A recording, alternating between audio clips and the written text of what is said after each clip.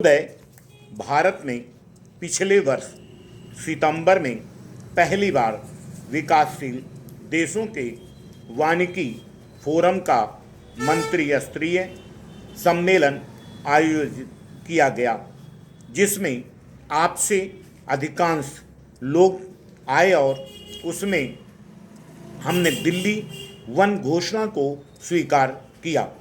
दिल्ली बांध संरक्षण उद्घोषणा के अनुसार हमने दिल्ली में फरवरी में विश्व बांध फोरम की प्रथम बैठक आयोजित की।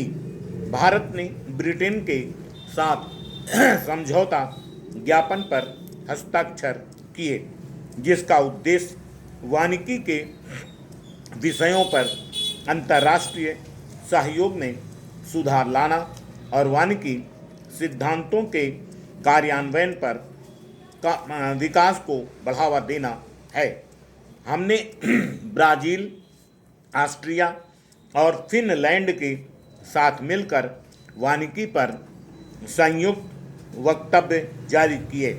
भारत ब्रिटिश समझौता ज्ञापन में इस बात पर बल दिया गया है कि भारत और ब्रिटेन संयुक्त रूप से जुलाई 1994 में नई दिल्ली में अंतर्राष्ट्रीय कार्यशाला की मेज़बानी करेंगे, जिसका उद्देश्य 1995 में वानिकी मुद्दों पर सतत विकास के संयुक्त राष्ट्र आयोग के द्वारा की जाने वाली समीक्षा को तैयार करना है।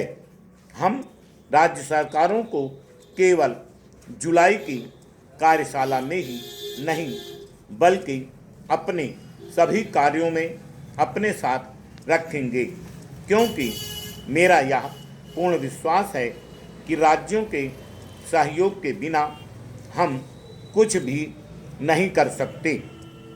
वन विवाद के नहीं, अपितु सर्वसम्मत के विषय होने चाहिए। आज के आधुनिक जटिल समस्याओं के समाधान के लिए हमने 7 दशक पुरानी भारतीय वन अधिनियम 1927 को संशोधित करने का निर्णय लिया है।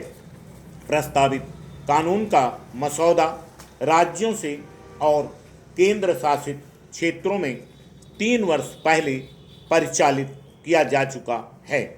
अभी भी कई राज्यों से या उनकी राय और विचार प्राप्त होने बाकी हैं। इस कारण प्रस्तुत संशोधन लाने की प्रक्रिया में इतना अधिक विलंब हुआ है।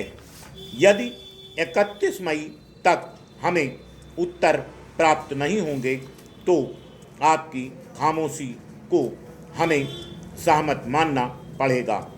राष्ट्रीय वन नीति के मार्गनिर्देशों के अनुसरण से भारत सरकार द्वारा वनों के संरक्षण एवं विकास में ग्राम समुदायों और स्वयंसेवी संस्थाओं का सहयोग लिए जाने की आवश्यकता और इसके लिए अपनाई जाने वाली प्रक्रिया पर प्रकाश डालते हुए एक परिपत्र जारी किया गया।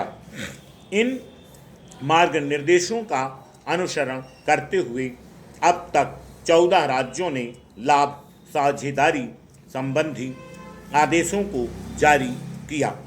यदि हमें अपने दावे को कार्य रूप में परिणत करना है तो यह आवश्यक है कि शेष राज्य और केंद्र शासित क्षेत्र भी इसे लागू करें। Full stop.